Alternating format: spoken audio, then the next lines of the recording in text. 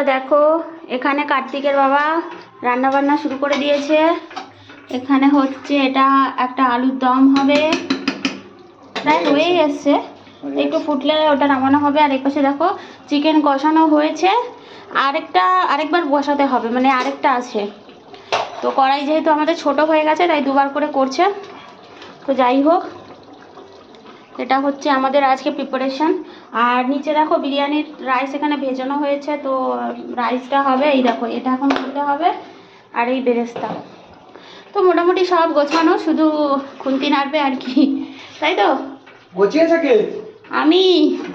তো তোমার বউ। তো কার্তিকের বাবা কেমন লাগছে তোমার? খুব সুন্দর। খুব সুন্দর, ঠিক আছে। ফ্যান্টাস্টিক। ঠিক আছে, চলো তুমি রান্না করো। জীবনের অভিজ্ঞতা। Yes yes. এরপর ছেলে আসলে দেখা যাবে। হ্যাঁ, এবার ছেলে আসবে, তারপরে আবার আয়োজন হবে। তো চলো, তোমাদেরকে আমি কার্তিককেই তো দেখাইনি, যার জন্য এত আয়োজন, তাকে যদি তোমাদের না দেখাই তাহলে কি হবে? এই দেখো আমার ছেলে এখানে বসে আছে। বাবা ঘুরছে।